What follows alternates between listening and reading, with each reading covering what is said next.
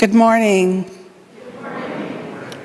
I'm Elizabeth Gerenser, your worship associate for today, along with John Ewell, who wrote today's reflection and is in Florida with his family. Welcome to West Shore Unitarian Universalist Church, a church that is not just a place, but a community comprised of all ages, genders, sexual orientations, and abilities. We bring together all our experiences, fears, and hopes so that we may work together for healing and justice in our community, our nation, and the world. We especially welcome all newcomers. If you are here in person, be sure to stop by the Welcome Center out in the hallway across from the church office. If you are joining us on YouTube, our Membership and Engagement Coordinator, Diana Alcorn, would love to reach out to you. Her contact information is being added to the chat as we speak. For details on all church events and activities, please see our website or weekly e-news, which is sent to all members on Fridays. But here are some announcements I'd like to spotlight now. The 8th Principal Learning Community invites you to join them at noon today as they delve into the meaning of the 8th principle in our individual lives and the life of our congregation. They'll meet in the chapel and on Zoom. The Zoom link is in this week's e-news. During the next 2 weeks, the Listening Project is still open for your opportunity to sign up to tell your experiences about how your awareness of racism may have shifted.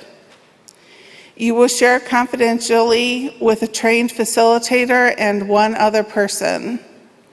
We are hoping that all congregants will take this non-judgmental chance to share. Please call Sherry Bolger at the church to sign up between March 7th and 20th. This month, I will be conducting a 2-part teaching and discussion regarding prayer and worship on Saturdays, March 12th and 26th from 1 to 3 p.m. at the church. This event is free and open to all ages. Join us as we learn about various types of prayer and worship that we all practice daily, whether we realize it or not, and discover how we can incorporate these powerful tools into our daily lives. You can register on Realm or by calling the church office. A Zoom option is available for those who cannot attend in person. Finally, your Jubilee Pledge team invites everyone to come to the Family Jubilee Pledge Brunch on March 20th in Baker Hall following the service. Celebrate spring's arrival and share gratitude for the gifts of our predecessors and the hopes and dreams for our West Shore beloved community. The menu will be vegetarian and vegan friendly. This will be our first community meal together in 2 years. And while the adults are enjoying that, children will be in the chapel enjoying a 60-minute magic show by Cleveland's #1 kids musician, Tada. That's his stage name, Tada. Call the office or email your reservation to Karen Kircher by March 15th to guarantee a place at the table. Thank you for joining us today. We are so glad you are here. A prayer for peace. For those who are fleeing, sanctuary. For those who are staying, safety. For those who are fighting, peace. For those whose hearts are breaking, comfort. For those who see no future, hope.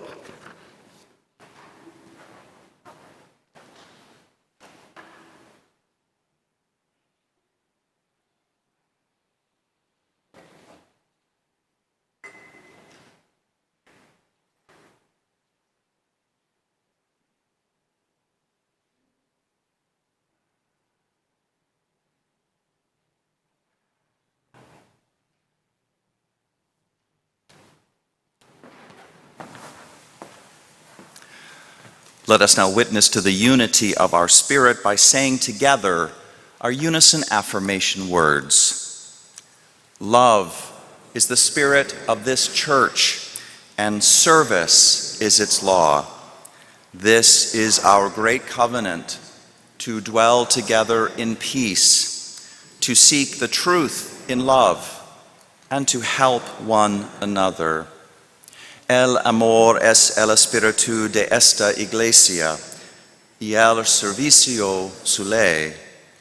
Este es nuestro magnífico convenio, vivir juntos en paz, buscar la verdad en el amor y ayudarnos los unos a los otros.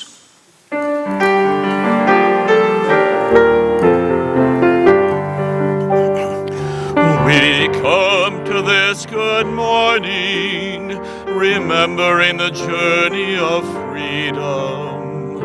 The land we are on was once another's. We mourn the legacies of oppression. Healing is our way forward. Joy is the birthright of all. And now, let us greet each other as feels mutually comfortable.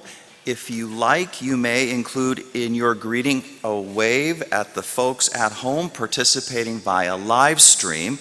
Just turn around, wave at the camera. I am told that the people at home really do wave back.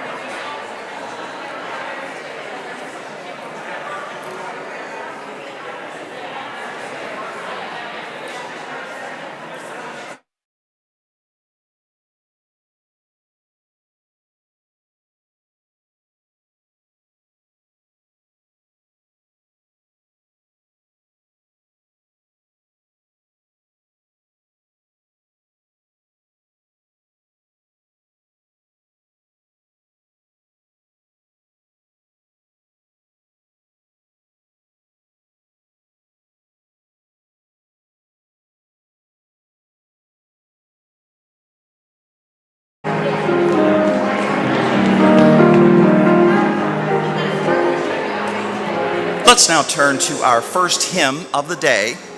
Please rise as you are willing and able.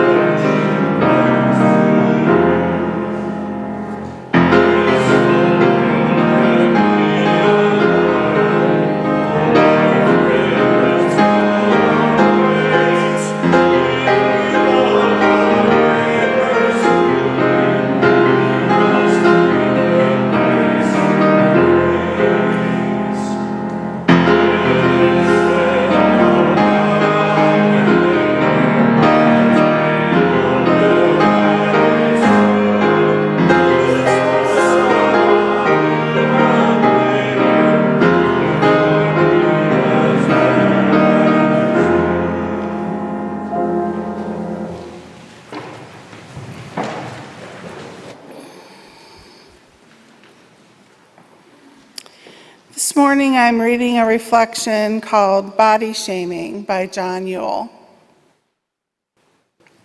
Do you remember the story of Snow White and the 7 dwarfs? Dwarfs. Mirror, mirror on the wall, who's the fairest of them all? Of course it was Snow White, not the evil witch. The witch contorted her looks with an elixir that turned her into an ugly hag.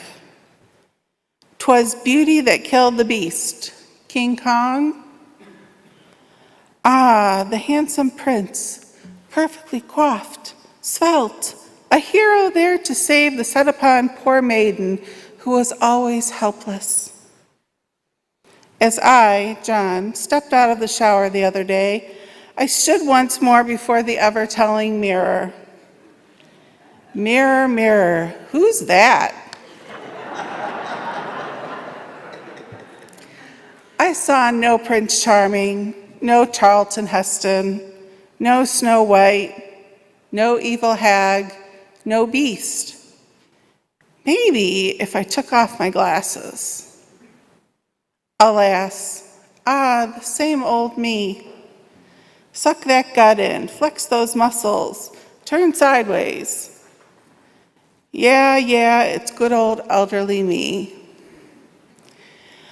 I began thinking of all those perceptions, stereotypes, and cruelties that set patterns of self-imaging and play havoc with us from childhood to the present. I couldn't help but revisit my own childhood. Body shaming was never part of my family's behavioral patterns. They always encouraged my sister and me to be all we could be. We had their undivided and unconditional love. So where did this begin? It began in school. While in kindergarten, my parents were informed that I had vision problems at school. They immediately had my eyes tested, and bam, I was wearing glasses. They came with unbreakable glass, encased in pinkish frames that would turn to a wheat color in the sun. The glasses were thick, real thick, severe myopia. I went to school sporting my new cool specs. Then I heard the greeting, "Hey, Four Eyes." I was now different than the other normal kids. I told my friends and enemies that these specs were so thick they protected me from nuclear attack. Oh well.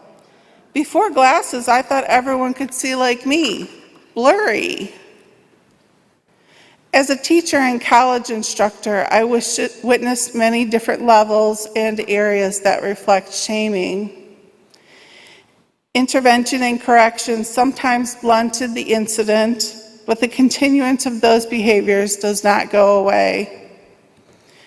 Both kids and adults can be, and often are, cruel to others.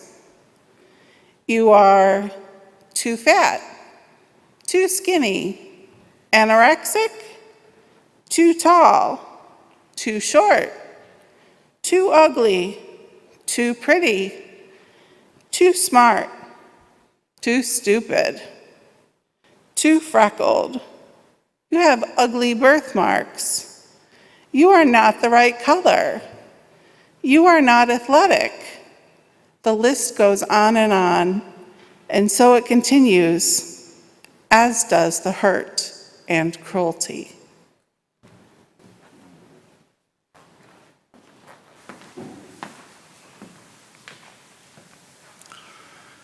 Let us now enter into a time of prayer and meditation. And let us do this with the words of Marie Andrew, who acknowledges the complexities of our time with these words. She writes, "I am washing my face before bed while a country is on fire. It feels dumb to wash my face, and dumb not to. It has never been this way, and it has always been this way.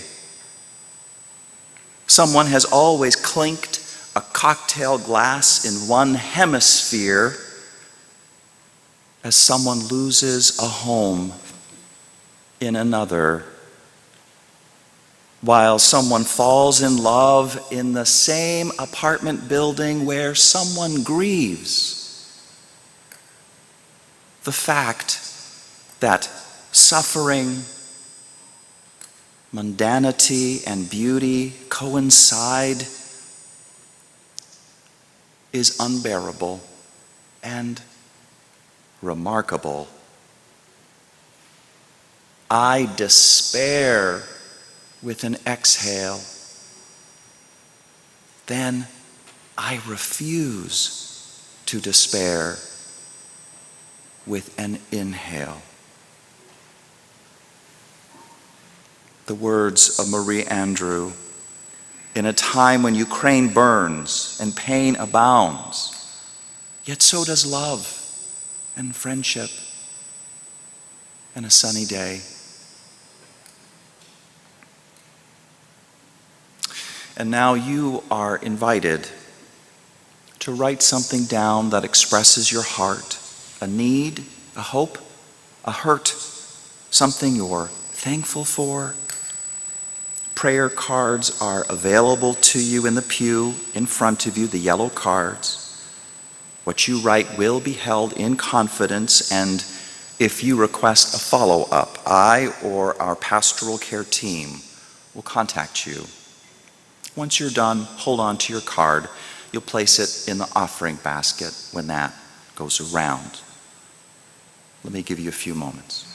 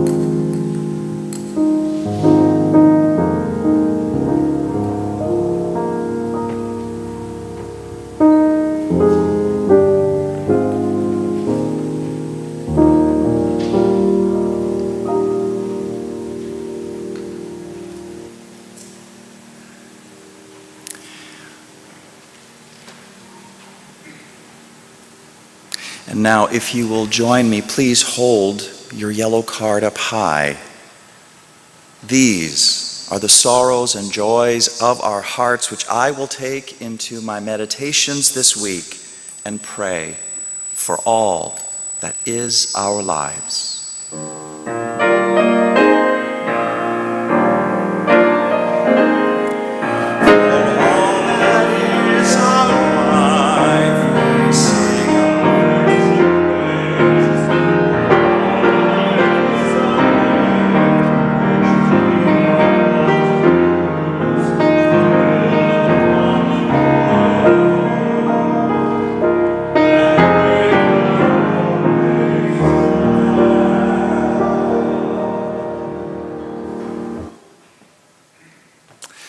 Today's call for the offering comes from West Shore member Drina Nemes, who is not able to be here to share it herself, so I will read her words. Drina writes, "Last winter, when I was signed up for the Me and White Supremacy reading group, I was ready to be challenged about my beliefs about white supremacy. I quickly discovered that the book was more demanding than I had anticipated. One term in particular, tone policing, caught my attention. Tone policing is defined by the author of Me and White Supremacy, Layla Saad, as a tactic used by those who have privilege to silence those who do not, by focusing on the tone of what is being said rather than on the content. When our group discussed this term, a distressing memory from work came to mind immediately. That day, a snafu had occurred, caused in part by a miscommunication. I was so frustrated that I just lost it. I rolled my eyes, I clenched my fists, and I said loudly, "What a waste of a day!"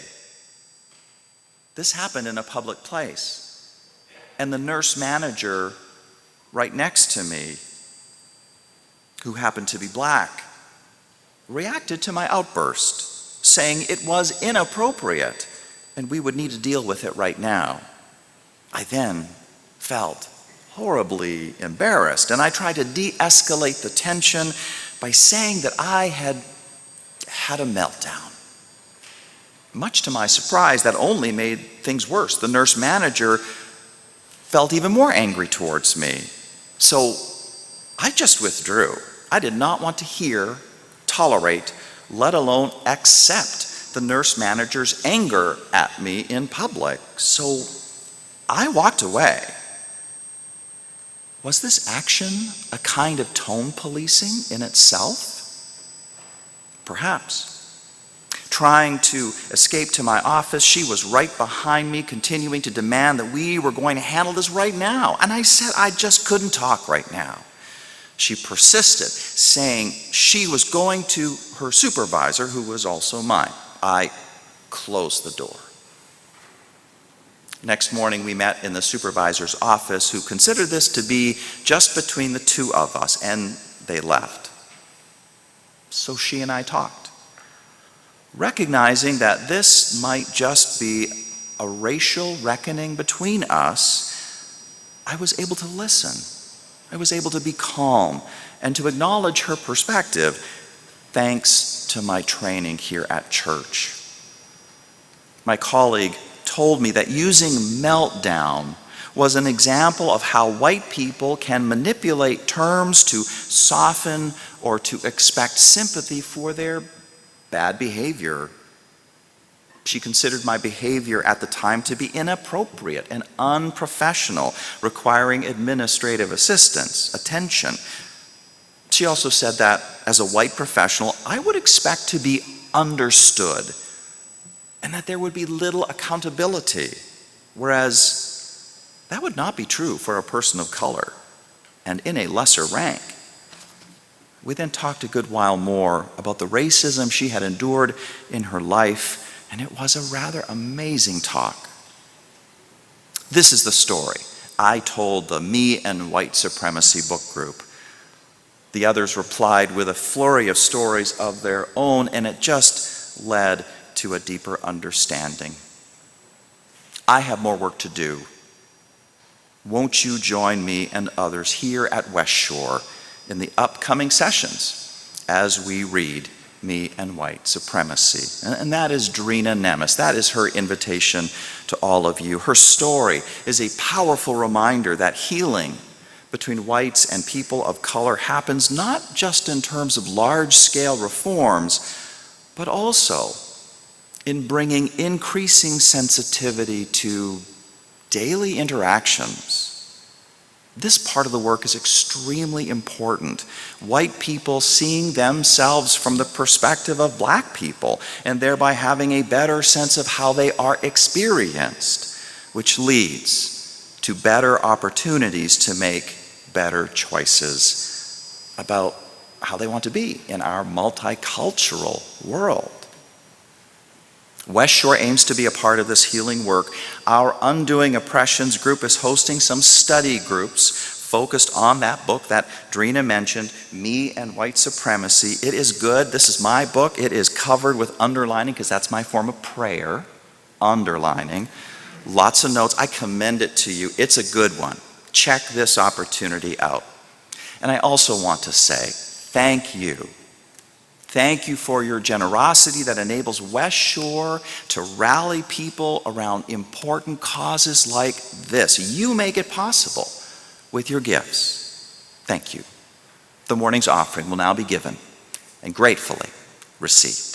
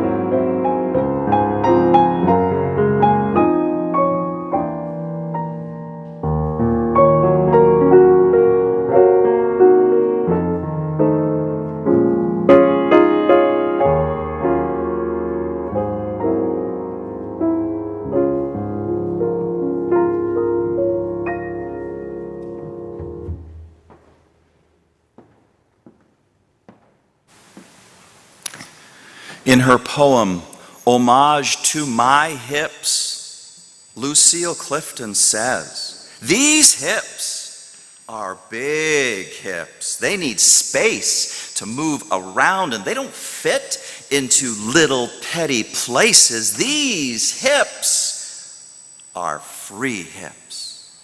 They don't like to be held back. These hips have never been enslaved. They go where they want to go. They do what they want to do.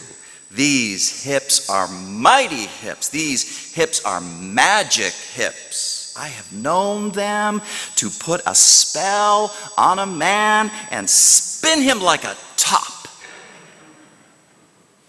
That's the poem. The message here rises to theological height. These hips are big hips. These hips need space to move around, and these hips do not like to be held back. The suggestion is that it does not matter so much what bodies look like or what their shape is, whether they conform to some internally or externally imposed standard, but rather, where does your body take you? What is it showing you in your life? What is it enabling you to put a spell on and spin it like a top?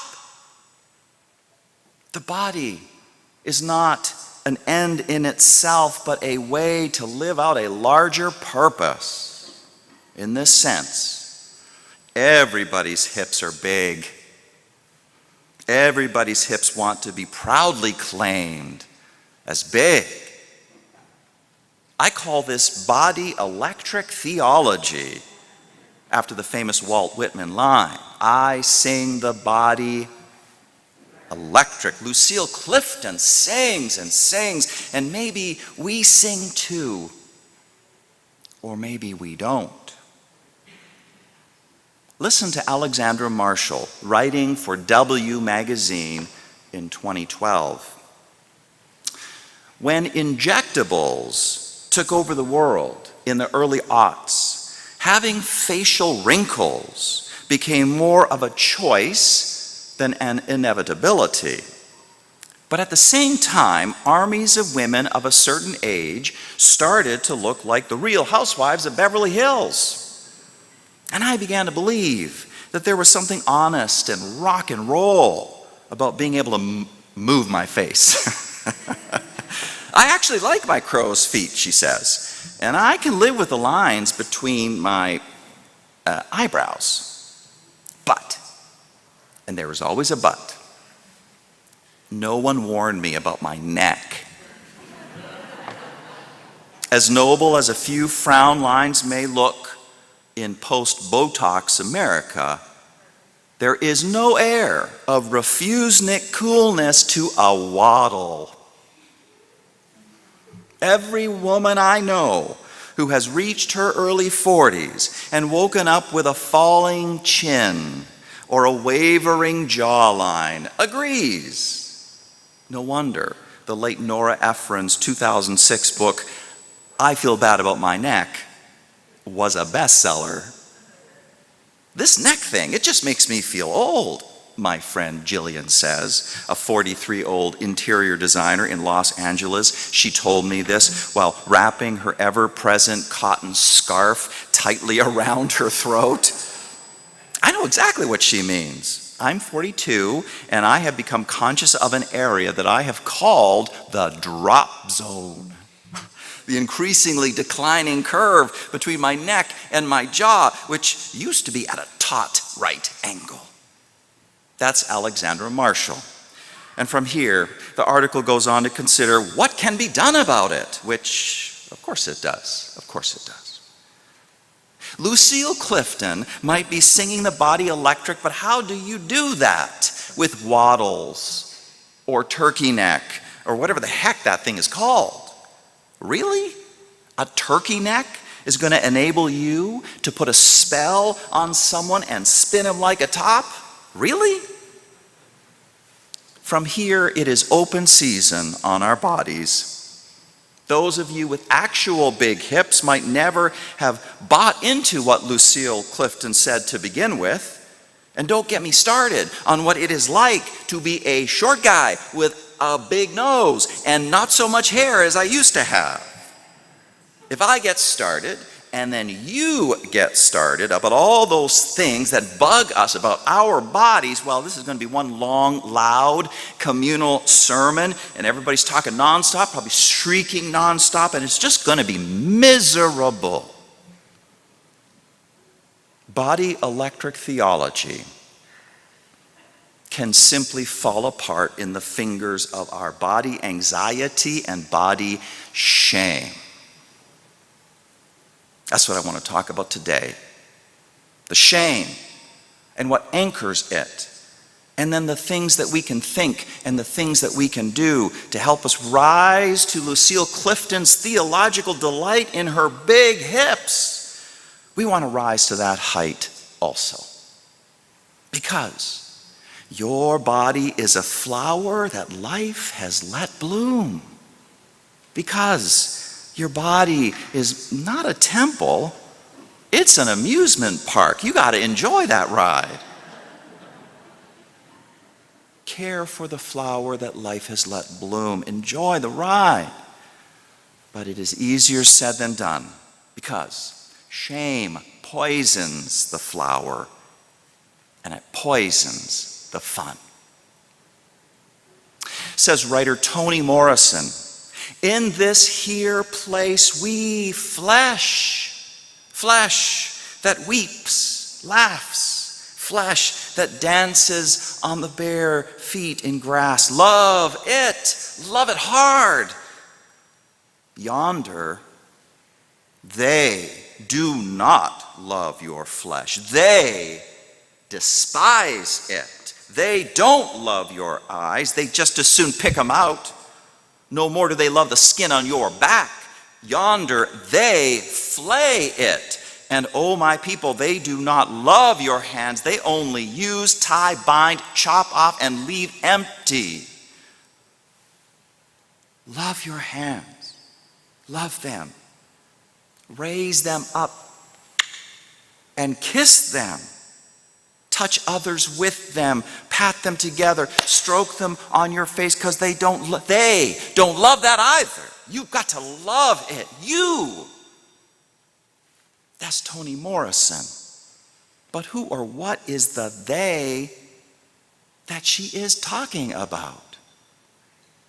Well, it is the same they that Lucille Clifton is defying with her big hips. Fundamentally, the they are calling out is twofold. One part of it is sheer human biology. Over the course of several millions of years, our brains were evolved to serve as sophisticated don't get killed devices. Without this, there would have been no survival of our species. And one of the prime threats to any human survival has always been the separation from one's tribe, exclusion from one's tribe. Without the power of togetherness, the individual dies. This logic is hardwired within us, even though these days in our contemporary world, we know rationally that people can survive all on their own just fine. They can survive, maybe not thrive, but they can survive. But see, this is reason speaking. Instinct, which goes down far deeper, well, it feels altogether differently. Biological instinct is constantly scanning the environment for signals that others in our tribe object to ways in which we might be different. Any objection, it's interpreted as a threat. So, the biological instinct within us says, get with the program. Change yourself so that you fit into tribal standards. Do it, or you will die. That's the deep instinctual logic. Others apply it to us, and we are hardwired to do it right back at them. I am talking about a system of social judgmentalism that, as human civilization evolved, became more sophisticated in how it judges some as better and others as worse on the basis of what are, objectively speaking, purely arbitrary factors that people just don't have much control over. The size of your nose, how light your skin tone is, the texture of your hair, on and on. On the basis of such arbitrary things, entire systems of social stratification or oppressions are built, which involve, as Isabel Wilkerson says so well, and I quote her, the granting or withholding of respect, status, honor, attention, privileges, resources, the benefit of the doubt, and human kindness, unquote. Does that name ring a bell to anyone, by the way? Isabel Wilkerson? You may know her as the author of a tremendously important book entitled Caste, The Origins of Our Discontent.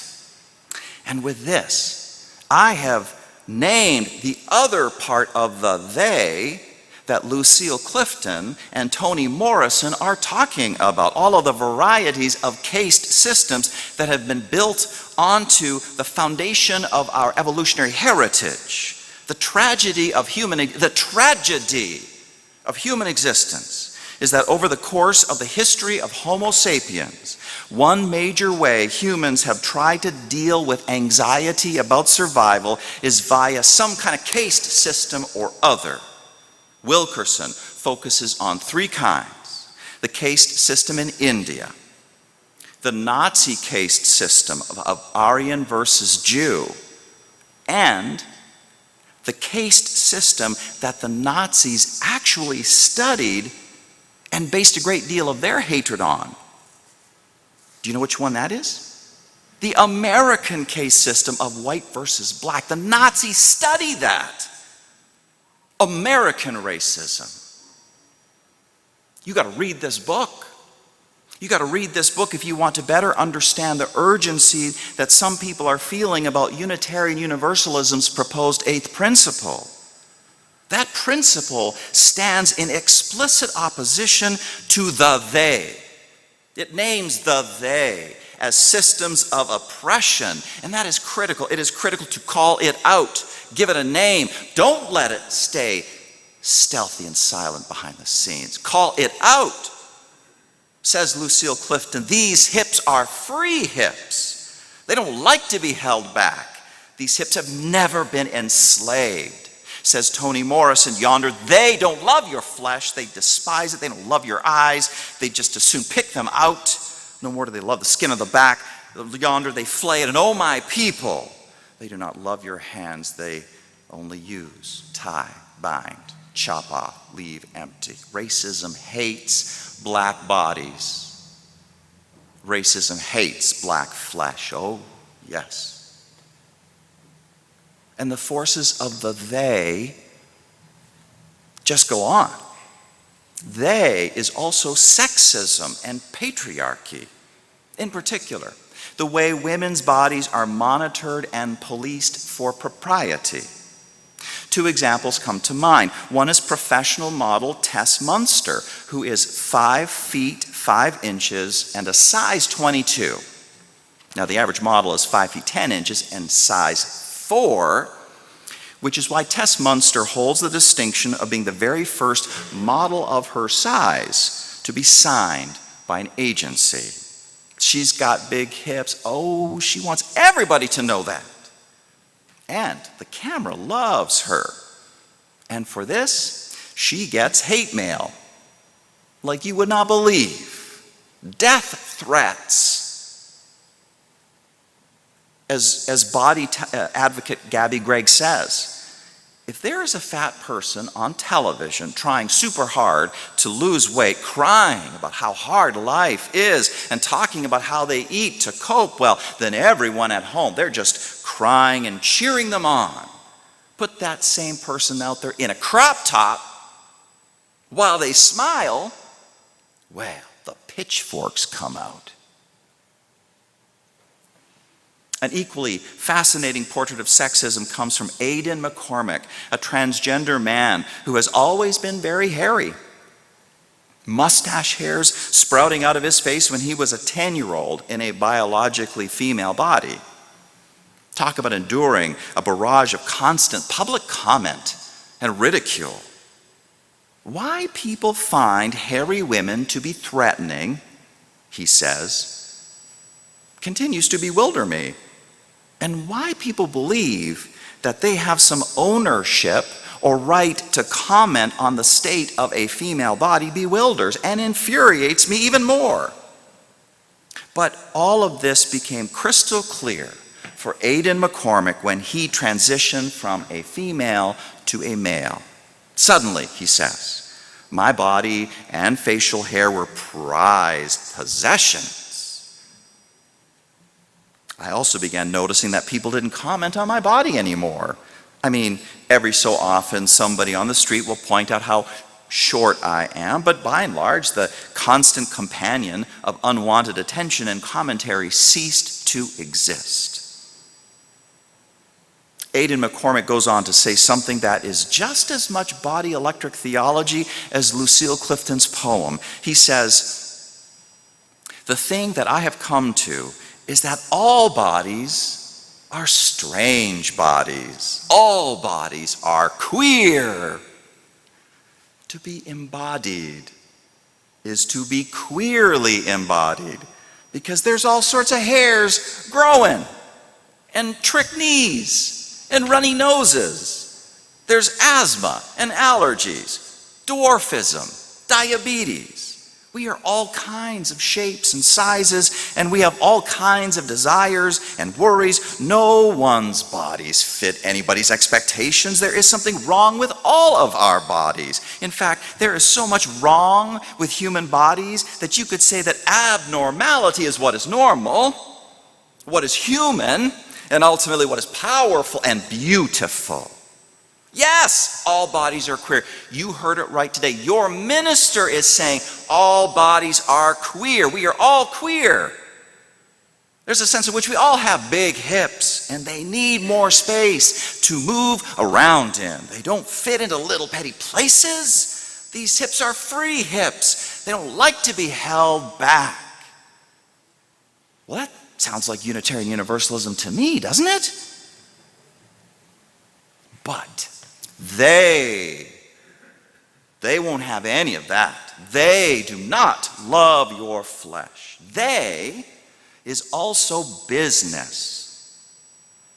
As Jennifer Weiner, New York Times writer, says in a recent article about a particular body part that is the new focus of anxiety, but which I cannot in all good taste describe to you in a church, she says, show me a body part. I will show you someone who's making money by telling women that theirs looks wrong and they need to fix it. They got to tone it, work it out, tan it, bleach it, tattoo it, lipo it, remove all the hair, lose every bit of jiggle. But business is also becoming wise to the increasing awareness in men that they got to up their game. People of all sexual orientations ogling at Hugh Jackman's abs. Do you guys know who Hugh Jackman is? Have you seen his abs?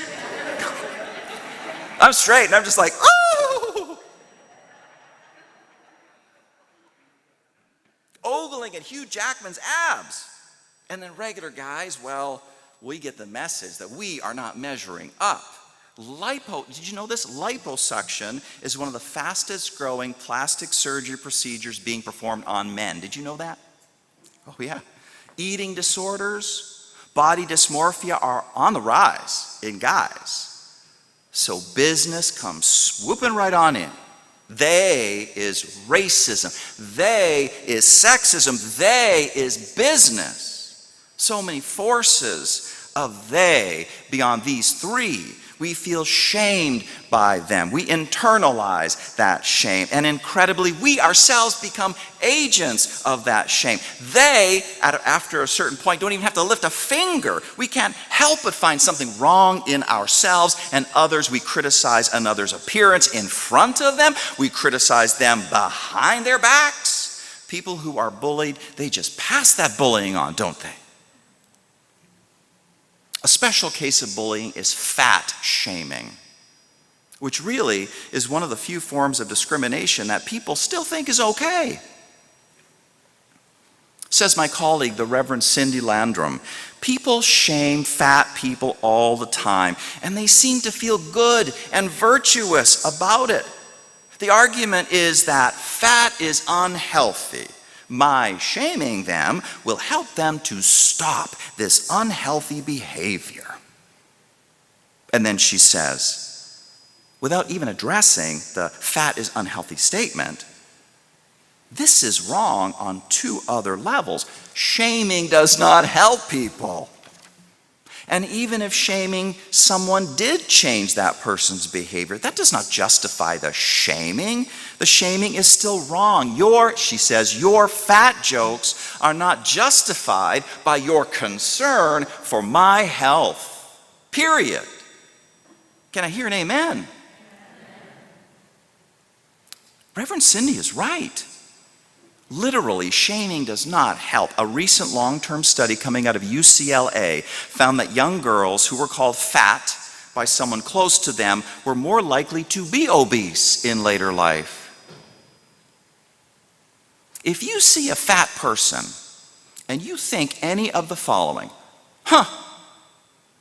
he must eat fast food all day and never exercise, or that person must be unhealthy, or that's a person with absolutely no willpower, or no one must be bugging them about being fat, so I need to be the one to step up and fill in that void, or they must feel bad about themselves and want to be skinny.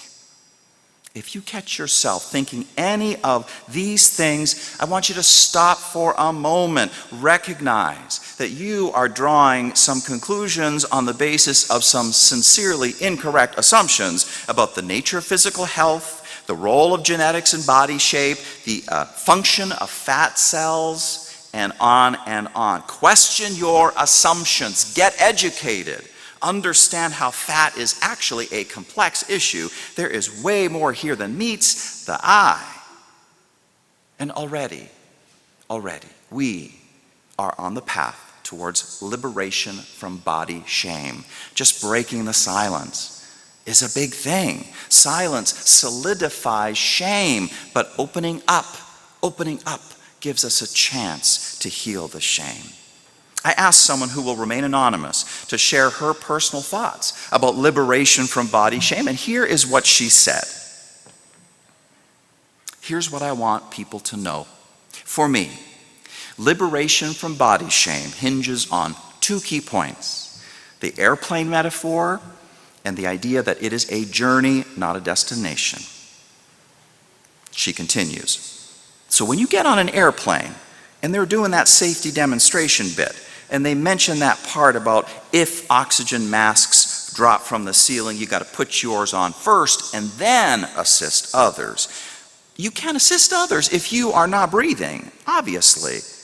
I have found that learning to love my body and myself have tremendously increased my capacity to love others and to love this world.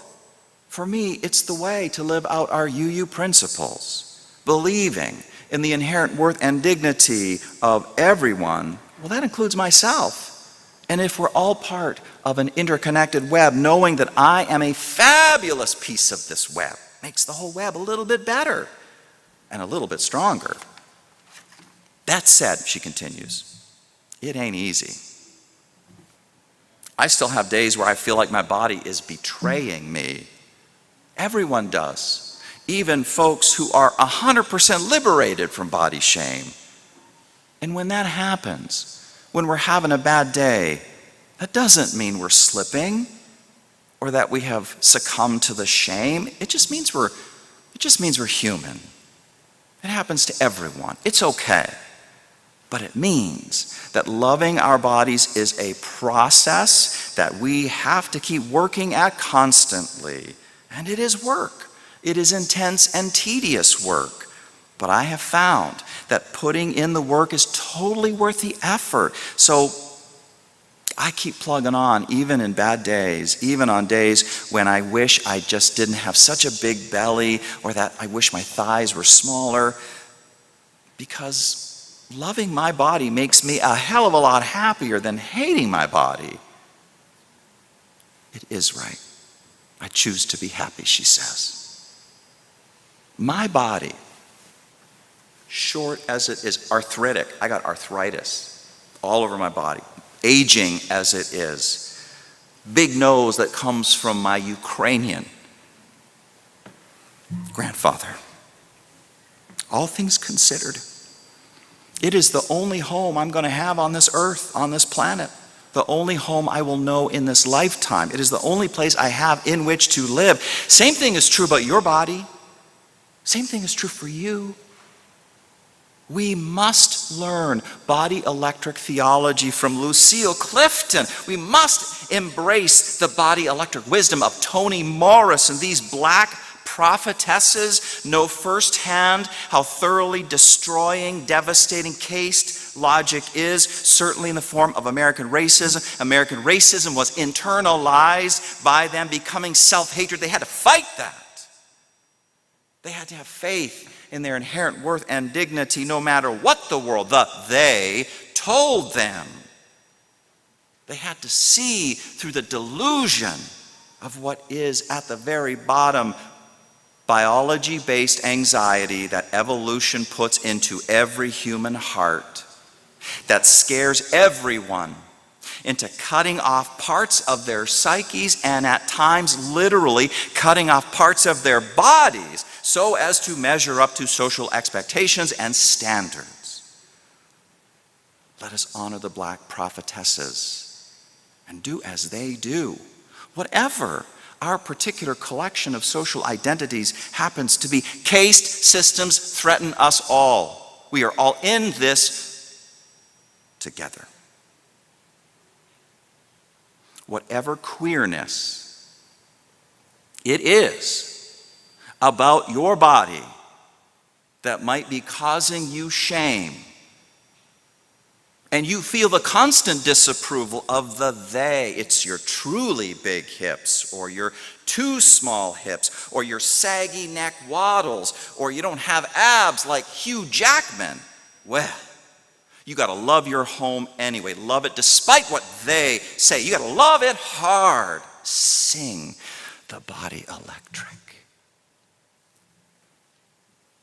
Because our amusement park bodies are just waiting to be enjoyed. Because life has let the flower of our body bloom. Forget about conforming to some externally or internally imposed standard. Ask only, what and where might your body be taking you? What is it able to show you in your life? What is it enabling you to put a spell on and spin like a top? This is body electric theology. Amen? Amen. Let us now sing our closing hymn. Please rise as you are willing and able, number 1012, When I Am Frightened. Strong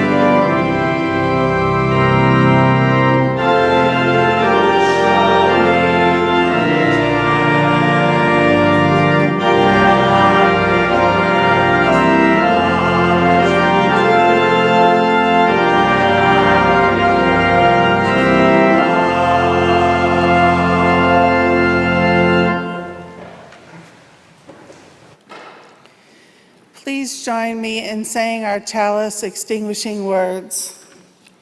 We extinguish this flame, but not the light of truth, the warmth of community, or the fire of commitment. These we carry with us until we meet again.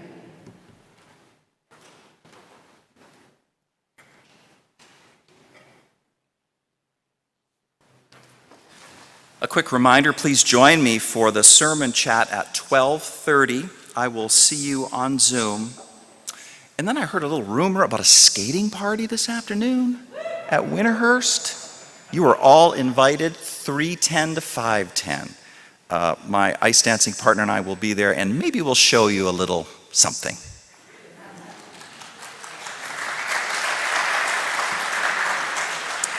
And now for today's benediction. It's a special one.